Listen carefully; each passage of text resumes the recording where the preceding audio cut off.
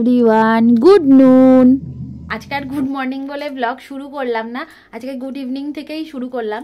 কারণ এই স্নান টান করে আসলাম, ঘরের যা সমস্ত কাজবাজ ছিল সমস্ত কিছু করে সেরে তারপরে ভাবলাম না আজকের ব্লগটা এখান থেকেই শুরু করি। তো এই যে স্নান টান করে নিয়েছি, আর সামনেই কিন্তু আমার ভাইয়ের বিয়ে। তো মা ওই বাড়িতে ভাইকে আজকে আইবুড়ো ভাত খাওয়াবে। তো আমাদের আজকে নেমন্তন্ন নেই ওখানে, তবে মা আমাদের খাবার পাঠিয়ে দেবে আর আমি ভাত করে নিয়েছি। যাই হোক, তো এখন যাব দেখি ভাই এসছে কিনা ওই বাড়িতে। ভাই মানে আমার কাকার ছেলে, তো তার আইবুড়ো ভাত মা দেবে। চলো গিয়ে দেখি ওই বাড়িতে মা কতটা কি জোগাড় করে নিতে পারলো। আমি অ্যাকচুয়ালি মার সাথে একটুও হাতে হাতে করতে পারিনি, কারণ হচ্ছে সকাল থেকেই আমি ঘরের কাজবাজ করেছি, পড়িয়েছি, আবার 3:30 থেকে পড়ানো আছে, তো সমস্ত কিছুই আছে। সাথে আজকে রাত্রে হচ্ছে আমাদের বিয়ে বাড়িও আছে। তো রাজাও এদিকে মোটামুটি আজকে অন্যদিন 2:30টায় আসে, আজকে 2টোর মধ্যে চলে এসেছে। তো রাজা ওদিকে রাজার কাজ করছে। কি কি বিয়ে বাড়িতে জামা কাপড় পরবো ঠরবো সেগুলো কিছুই গোছানো হয়নি। শ্যাম্পু ট্যাম্পু করে নিয়েছি, হাতে নেল পলিশ পরে নিয়েছি, আমার এই ছোট্ট ছোট্ট নোকেই নেল পলিশ পরেছি। যাই হোক, চলো এখন যাই ওই বাড়িতে, গিয়ে দেখি মা কতটা কি জোগাড় জান্তি করলো। চলো যাই। আর এই যে আমার বাড়ি দেখাই যাচ্ছে, ঘর থেকে বেরোনো মাত্রই আমাদের বাড়ি। তোমরা তো যারা আমার ভিডিও দেখো তারা তো জানোই যে আমার বাপের বাড়ি খুব একটা দূরের নয়, একদমই বাড়ির পাশে। তো এসে দেখি মা ভাইকে খুব সুন্দর করে সাজিয়ে খাবার খেতে দিয়ে দিয়েছে। আর খাবারগুলো প্রত্যেকটাই টেস্টি হয়েছিল, কারণ ভাইয়ের খাওয়ার আগে কিন্তু আমার খাওয়া হয়ে গেছিলো। তো এই দেখো ভাই কি সুন্দর করে এখন খাওয়া দাওয়া করে নেবে। আর মা না একটা জিনিস হয়েছিল জানো তো, গিফট দিতে ভুলেই গেছিলো ভাইকে। যাই হোক, ভাই এখানে খেতে থাক, আমি পরে আবার ভাইয়ের সাথে দেখা করে নেব।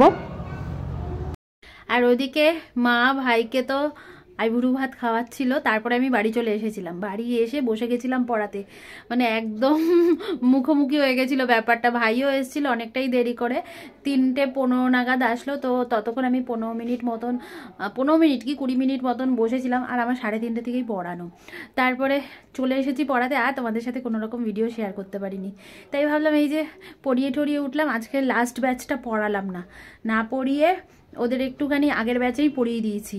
মানে 2টো ব্যাচ আগে ছিল, 3:30 থেকে 5টা, 5টা থেকে 6:30। তো সেই ব্যাচেই 8টার ব্যাচটাকে ভাগ করে দিয়েছি। তারপরে এই যে এখন বিয়ে বাড়ি যাওয়ার জন্য রেডি হচ্ছি, তাই ভাবলাম তোমাদের সাথে একটুখানি ব্লগটা শেয়ার করে নিই। এই যে চলো রেডি টেডি হয়ে নিই, তারপরে তোমাদের দেখাচ্ছি। হ্যাঁ, কি শাড়ি পরলাম, কেমন সাজগোজ করলাম। সেরকম কিছু বিশেষ সাজবো না, কারণ হালকা ফুলকাই সাজবো। আর বাইরে না প্রচণ্ড বৃষ্টি পড়ছে, আর খুব ঠান্ডা জানো তো। এই ঠান্ডার মধ্যে বৃষ্টির মধ্যে কি সাজবো, তাই হালকা ফুলকাই সাজবো। চলো সাজগোজ করে নিই, তারপরে তোমাদের সাথে দেখা করছি। হালকা ফুলকা সেজে গুজে আমি রেডি হয়ে গেছি। রাজা এখনও রেডি হয়নি, বাইরে যা ঠান্ডা, তো সোয়েটার ছাড়া চলবেই না। তাই এই যে এই শাড়িটা পরেছি, কালারটা কতটা বুঝতে পারছো জানি না। যাই হোক, এই শাড়িটার সাথে সোয়েটার দিয়ে পরে নিয়েছি, আর কিছু করার নেই। এই গলার হারটার সাথে ছোট্ট একটা ইয়াররিং পরেছি। মোটামুটি হালকা ফুলকাই সেজেছি, সেরকম ডিপ কিছু সাজিনি। তো রেডি, রাজা রেডি হোক, তারপর দুজনকে একসাথে দেখাচ্ছি। আমি দুজনেই ঠান্ডার মধ্যে একদম সোয়েটার টোয়েটার পরে রেডি হয়ে গেছি। বিয়ে বাড়িতে না সোয়েটার পরে যেতে একদমই ভালো লাগে না। এই প্রথম কোনো বিয়ে বাড়ি মনে হয় আমি সোয়েটার পরে যাচ্ছি, আসলে এতটা ঠান্ডা। ছেলেদের কোনোদিনই কোনো প্রবলেম থাকে না, খাওয়া দাওয়ার জন্য আসলে না, ছেলেদের কোনোদিনই কোনো প্রবলেম থাকে না, মেয়েদেরই তো যত প্রবলেম। এই সোয়েটার পরে যেতে ইচ্ছা করে বলো, কিন্তু কিছু করার নেই, বাইরে যা হু হু করে ঠান্ডা। তাও তো কানের কিছু নিলাম না, ও একে সামনেই যেহেতু, তাই আর কানের কিছু নিলাম না। এমনি চলে যাই, গাড়ি করে যাব, বেশিক্ষণ না, 2 মিনিটেই পৌঁছে যাব। চলো তাহলে বিয়ে বাড়ি যাওয়া যাক। কোথায় রাখবো গাড়ি?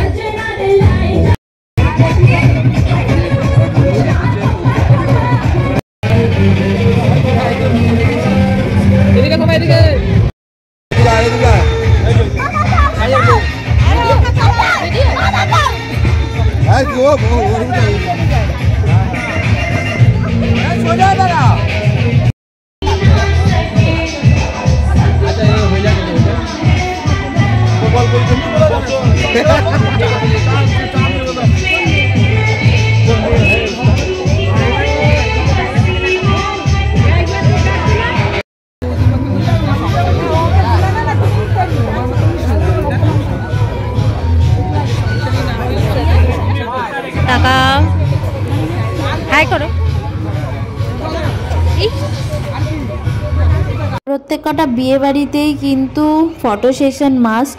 তো এখানে নিজের লোকদের সাথে দাঁড়িয়ে ফটো তোলার মজাটাই আলাদা। তো ফটো তোলার পর আমরা চলে এসেছি কফি আর বিস্কুট খেতে। আর এই ঠান্ডার মধ্যে কফি খেতে ভীষণই ভালো লাগছিলো। খুব একটা আমি বিয়েবাড়ি গেলে কফি খাই না, তাও এই মোটামুটি যখন ইচ্ছে হয় ঠান্ডা ঠান্ডা লাগে তখন একটুখানি কফি খেয়ে নিই। এই যে কফি হাতে নিয়ে আমি দাঁড়িয়ে পড়েছি। আর কফি হওয়ার পর কতক্ষণে ফুচকা খেতে যাব সেটাই ভাবছিলাম। তো এই দেখো আবার ফুচকা খেতেও চলে এসেছি। রাজা আমি দুজনে মিলে এখানে দাঁড়িয়ে বেশ কয়েকটা ফুচকা খেয়ে নিয়েছি। তো ফুচকা খাওয়ার পর একটুখানি নাচ গানের অনুষ্ঠানে যাব।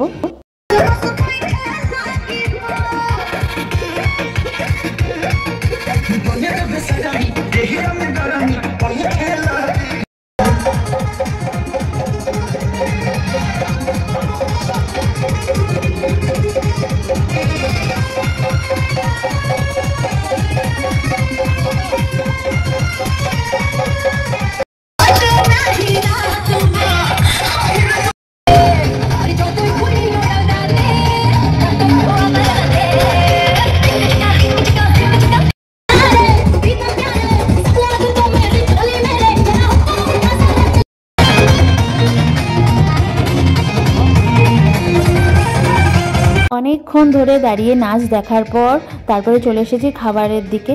আর রাজা কিন্তু আমাকে অনেকবারই বলছিল যে চলো নাচবে, আমি নাচিনি, ইচ্ছে করছিল না। আসলে এত ঠান্ডা না, ঠান্ডার মধ্যে আমার জন্য কিছু করতেই ইচ্ছে করছিল না।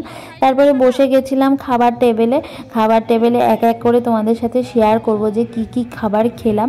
বেশ সুন্দর সুন্দর ছিল খাবারগুলো। আজকে যার বিয়েতে গেছিলাম সেটা হচ্ছে রাজার জ্যাঠার ছেলে। আসলে তার বিয়েটা হচ্ছে কালীবাড়িতে হয়েছিল। আর বৌভাতটা একটু ঘরের আত্মীয় স্বজন পাড়ার কয়েকজন লোকজন নিয়ে মোটামুটি সিম্পলের মধ্যে সুন্দর করে প্যান্ডেল করে কিন্তু বৌভাতটা আয়োজন করা হয়েছে। বেশ সুন্দর লেগেছে আমার প্যান্ডেলটা। আর খাবার দাবারও খুব ভালো লেগেছে। খাবার দাবারের মধ্যে ছিল এগ ডেভিল, স্যালাড, সস, তারপরে কড়াইশুঁটির কচুরি, চানা মশলা, বিরিয়ানি, চিকেন কষা, চাটনি, পাঁপড়, রসগোল্লা, সন্দেশ, আইসক্রিম আর সাথে হজমলা। তো খুবই সুন্দর ছিল খাবারগুলো। আর এই যে আমাদের সামনে যেই দাদা আর বৌদি বসে আছে, ওরা কিন্তু আজকে রাত্রে আমাদের বাড়িতে শোবে। তাই জন্য আগে থেকেই আমি বাড়িতে বেশ বিছানা গুছিয়ে এসেছি, যাতে ওরা এসে কোনো রকম অসুবিধা না হয়, তাড়াতাড়ি করে ঘুমিয়ে পড়তে পারে। আর দেখো ছোট্ট ছোট্ট ক্লিপ নিয়ে তোমাদের সাথে একটুখানি খাবারটা শেয়ার করে দিলাম। এরপরে চলে এসেছি আইসক্রিমের স্টলে। আর আইসক্রিম তো খেতেই হবে, আমার ভীষণ ভালো লাগে আইসক্রিম খেতে। হয়তো একটু বেশি সময় থাকলে দুটো আইসক্রিম খেতাম। যাই হোক, আইসক্রিম দাদাও আইসক্রিম দেখো না কেটে বার করতে পারছে না, এতটাই জমে গেছে ঠান্ডায় আইসক্রিম। তো এখান থেকে আইসক্রিম নিয়ে নিলাম। আর রাজা আইসক্রিম একদমই খায়ই না বলতে গেলে। তো যখনই রাজা কোনো সময় আইসক্রিম নেয় সেটা আমিই খেয়ে নিই, রাজা খায় না। তারপরে বাড়ি চলে এসেছি। আর ওই যে দাদা বৌদি ঘুমোবে বলে এই জায়গাটা ঠিক করে দিলাম। তো কেমন লাগলো ছোট্ট ভিডিও জানিও। ভালো লাগলে লাইক, কমেন্ট, শেয়ার আর ফলো করো।